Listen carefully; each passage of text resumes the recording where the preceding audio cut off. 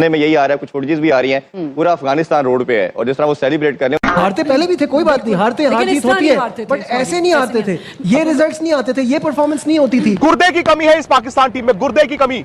जिस टीम को यह नहीं पता उनकी ताकत क्या है, उनकी कमजोरी क्या है, जिस टीम को यह नहीं पता कि अगर वो तारिक के साथ आए थे उसको तो 11वें ओवर में ही गेंद करानी है, क्यों? क्योंकि किसी ने लिख के दिया हुआ है। तो हमारे प्लेयर्स मेरा ख्याल है कि माइनर टीमों के खिलाफ बहुत अच्छा खेलेंगे, लेकिन जैसी बड़ी टीम आ जाएगी, थोड़ी सी ट्रिकी विकेट आ जाएगी तो ये नहीं खेल सकते, कोई स्किल नहीं। मैं चला हार्दिक पांड्या की बॉल और ये उस्मान तारिक आउट हो गए। ओ भाईजान, ये हालात है हमारी टीम के, इतनी गंदी टीम, एक और मैच हम हार गए हैं, ये हालात हैं जी। ये पड़ी आपकी एलसीडी, ये पड़ा है आपका मैच। पाकिस्तान की टीम मैच हार चुकी है, इंडिया के हाथ एक दफा फिर जलील और रुसवा हो गई है। भाई चलती एलसीडी लाइव हमने तोड़ के। आज मुझे वो बातें याद आ रही है जो एशिया कप में सूर्या कुमार यादव ने कहा था कि कौन सी राइवलरी खेले जा रहे हो, मजाक हो गया पाकिस्तान क्रिकेट यार, कि आप खेली चले जा रहे हो, आपको कोई पूछने वाला नहीं है। पाकिस्तान ने 1 तारीख को जो ब्लैकमेल करना शुरू किया था, हम पे डिपेंडेंट है ब्रॉडकास्टर, आईसीसी, और यार नुकसान कर दिया उन्होंने आज। राजीव पूछिए कैसे?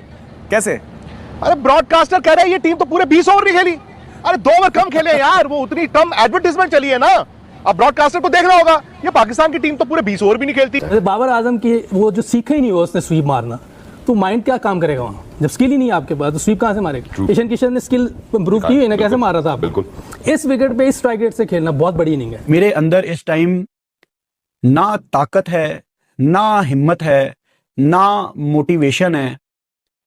मुझे कुछ महसूस ही नहीं हो रहा कि आप इंडिया से वन साइडेड कैसे हार सकते। और इस परफॉर्मेंस के बाद तो मेरा ख्याल है सबके जिसे कहते हैं ना कि मोरल काफी लो हो जाता है जो देख रहे होते हैं, बिकॉज ये पहली बार नहीं हुआ, it's been happening again and again and again. So disappointing performance from Pakistan. जब भी इंडिया के साथ हमारा मैच होता है तो साइकोलॉजिकल मेरा ख्याल है बहुत ज़्यादा इनके ऊपर है। ये सारी जो पिछले जो टूर्नामेंट्स में जो परफॉर्मेंसेस चल रही हैं वो उसका बैकलॉग भी चल रहा है। प्रॉब्लम आमना ये समझने की है, अभी जो कामरान ने भी बात की और जो हमारे देखने वाले भी नहीं समझ रहे ना, स्किल का मसला है। स्किल आपका ये कह देना कि मेरा उससे होगा मुकाबला, जब आप केपेबल नहीं है तो आप केपेबल नहीं है, तो स्किल्स वालों को ले आए ना, तो वो अभी है ही नहीं ना सिस्टम में। और जिस तरह से हम बात करते हैं ना कि कुछ सालों में खत्म किया गया है, आपके सिस्टम को बर्बाद किया गया है, चलती हुई चीज को खराब किया गया। आपका ये मैच जीतना बड़ा ही इंपॉर्टेंट था, जैसा कि आज मोहसिन नकवी साहब भी पहुंचे हुए थे और बड़ी थपकियां दे रहे थे अक्सर प्लेयर्स को। तो क्योंकि जब आप कोई स्टैंड लेते हैं और इतना बड़ा स्टैंड कि आप आईसीसी के अगेंस्ट खड़े हो गए हो और आप बांग्लादेश के साथ खड़े हो, तो इन सिचुएशन में जब आप इतनी मायूस कारकर्दगी दिखाओगे तो हमारे जैसे भी जो एक्सपर्ट हैं उनके लिए बड़ा एक मुश्किल होता है उनको डिफेंड करना। इस परफॉर्मेंस के बाद तो मेरा ख्याल है सबके जिसे कहते हैं ना कि मोरल काफी लो हो जाता है जो देख रहे होते हैं, बिकॉज ये पहली बार नहीं हुआ, it's been happening again and again and again. So disappointing performance from Pakistan. आपकी क्या थॉट्स हैं, कहाँ गलतियाँ हुई, ओवरऑल आप इस मैच को कैसे देखते हैं? ऑब्वियसली हार बता ही देती है कि बहुत सारी गलतियाँ की हैं और कुछ ऐसी गलतियाँ हैं जो कि बिल्कुल सामने हैं, जो सामने नहीं हैं, जो पीछे करता धरता है उनको भी समझ आ गई होगी कि क्यों हमसे गलतियाँ पीछे जो बैक एंड पे हो रही हैं। सामने वाली गलतियाँ ये हैं कि मैं ये समझता हूँ कि जब भी इंडिया के साथ हमारा मैच होता है तो साइकोलॉजिकल मेरा ख्याल है बहुत ज़्यादा इनके ऊपर है। ये सारी जो पिछले जो टूर्नामेंट्स में जो परफॉर्मेंसेस चल रही हैं वो उसका बैकलॉग भी चल रहा होता है। तो आई थिंक इनको सबसे पहले तो अपने माइंड को फिक्स करना पड़ेगा कि किस माइंडसेट से हमें अंदर जाना है। क्लैरिटी ऑफ एवरीथिंग रोल है या क्लैरिटी ऑफ एग्जीक्यूशन है, किस तरीके से एग्जीक्यूट करना है, अपना पोटेंशियल जो है उस पोटेंशियल पे कैसे खेलना है। मैं ये समझता हूँ आज के मैच में हमने अपने पोटेंशियल पे खेला ही नहीं है। जिस पोटेंशियल पे आप हैं, जिस पोटेंशियल पे आपने परफॉर्मेंसेस दी हुई हैं उससे आप ब्लो रहे, बहुत ही ब्लो परफॉर्मेंस की है आपने। आई थिंक सलमान को उसने बड़ी दिलेरी की कि उसने जो आज बॉलिंग की, इतनी अच्छी बॉलिंग की उसने। 2 ओवर, भाई तुम 4 ओवर कर सकते हो, 4 ओवर करने चाहिए थे। और ये ऐसी पिच थी जिसके ऊपर फिंगर स्पिनर को और लाइन और लेंथ का कंट्रोल मिलता है और ऐसी पिच के ऊपर गेंद जो है ना वो अच्छा ग्रिप हो रहा है, तो आपको 4 ओवर करने चाहिए थे।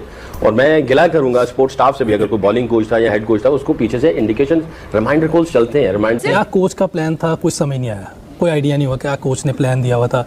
ईशान किशन का हमने मैच स्टार्ट होने से पहले बताया था मिडल एंड लेग पे उसको बॉल नहीं करनी, ऑस्ट्रम से बाहर, वो उधर ही बॉलिंग करते जा रहे हैं। शाहिन शाह क्या बॉलिंग कर रहा है, मैंने पहले कहा था उसकी जगह सलमान को खेलना चाहिए। पहला ओवर दे दो तब भी मार खाता, आखिरी ओवर दे दो तब भी मार खाता है। तो मेरा ख्याल है कि ना पेस है ना स्विंग है। अगर आप पांड्या को देखें वो स्विंग कर रहा है, हालांकि अगर पहली बारी हमारी आ जाती तो मेरा ख्याल हमें और ज़्यादा मुश्किल होती। मुझे लगता है अंडर 100 पे ना आउट हो जाते क्योंकि ग्रिप हो रहा था, बॉल स्पन भी अच्छा हो रहा था। तो ये पाकिस्तान की गुड लक थी कि टॉस जीत गए थे। बाकी अगर ओवरऑल शादाब की बॉलिंग देखें वो भी सारी टांग पे करता जा रहा है। हालांकि अगर वो रॉन्ग वन उसको करता रहता ऑफ स्टंप से बाय तो वो ज़्यादा मुश्किल। तो कोच मेरा ख्याल है बाहर बैठ के कुछ समझ नहीं आ रही कि उसने क्या इनको गेम प्लान दिया है, क्या ये करना चाह रहे थे, कोई आइडिया नहीं हुआ, बिल्कुल यूजलेस लग रहा है। उनका कप्तान जो है वो बता रहा है कि कैसे खेलना है उस्मान को, वैसे बॉलिंग करके बता रहा है। इनकी तैयारी आपको नजर ही आ गई होगी इन्होंने क्या तैयारी की हुई थी। टीमों के सामने आप 32 बॉलों में 46 रन कर लें तो समझते हैं हर चीज़ सही है। हाँ, वो उसी में खुश है और उनके फैंस भी खुश हैं। जिनको ये नहीं पता कि बाबर आजम नंबर 4 का बैटर है ही नहीं। जब वो सिलेक्ट हुआ है और खेला, हमने जब बोला था, कामरान भी हमारे साथ था, जब कहा था कि भाई ये नंबर 4 का बैटर नहीं है, नहीं मानते तो करो जो करना। आज मुझे वो बातें याद आ रही है जो एशिया कप में सूर्या कुमार यादव ने कहा था कि कौन सी राइवलरी, अच्छा, ये जो एक साथ और ये सॉरी राइवलरी पे जो आप बात करें ना, अच्छा हम छोटे आप किसी मैं अपनी ये तो फैक्ट्स पे बात करें ना, क्रिकेट रिलेटेड बातें करेंगे जो हमें चीज़ें नहीं पता होंगी, टेक्निकल जो भी होंगी। एक मुझे सिर्फ ये बात समझ नहीं आई कि लास्ट टाइम ये हैंडशेक्स नहीं हुए और वो एक राइवलरी तो अलग बात है, लेकिन एक स्पोर्ट्समैन स्पिरिट भी नहीं था।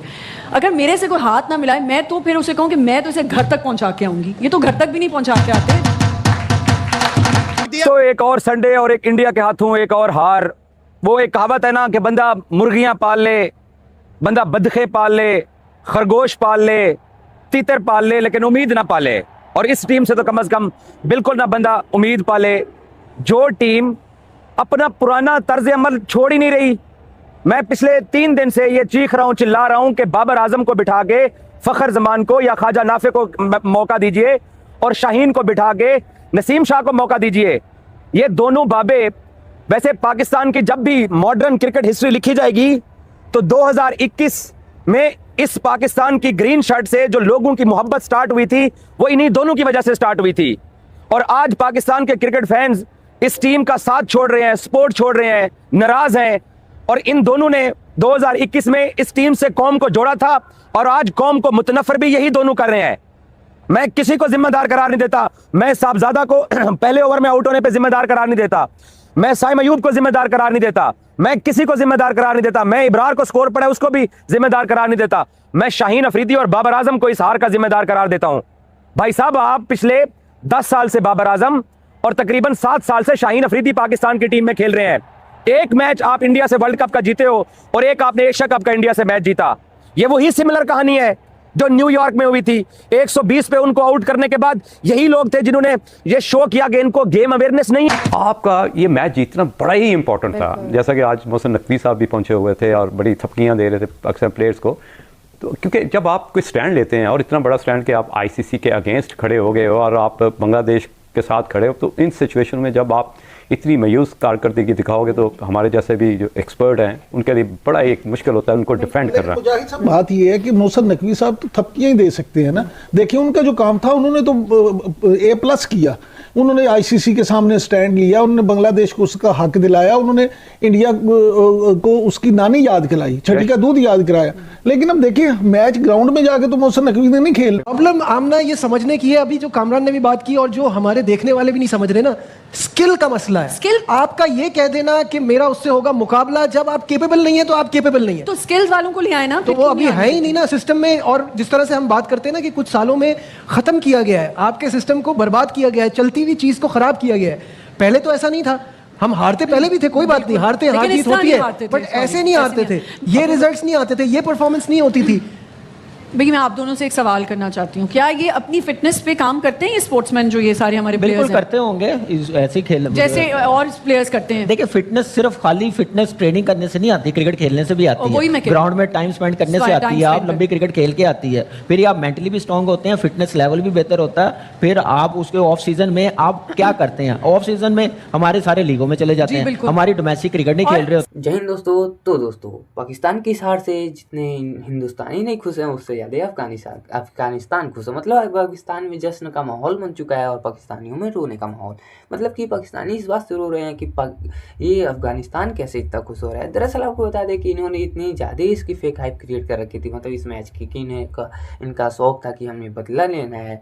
अभिषेक शर्मा भले ही ना चले हों, हार्दिक पांड्या भले ही ना चलने हो, बस सूर्य कुमार यादव, ईशान किशान, इन्होंने इनके छक्के छुड़ा दिए। मतलब कि ऐसा हार ये कभी डिजर्व करते ही नहीं थे। मतलब कि इतने सालों से हारते हुए आ रहे थे, ये सबसे शर्मसार हार है। मतलब कि इतना हाइप क्रिएट करने के बाद भी ये सब गायब हो गए हैं। दरअसल आपको बता दें कि 175 रनों की एक बड़ा टारगेट था, जिन्हें ये चेस तो कर नहीं पाए और 61 रनों से ये मात खा गए। मतलब कि पहला विकेट गिरते ही मतलब इनका जश्न एकदम पीक लेवल पे था, मतलब कि पूरा मैच ही जीत लिया। लेकिन इन्हें क्या पता, भले हमारा एक प्लेयर ना चले लेकिन बाकी तो शेर बैठे ही हैं।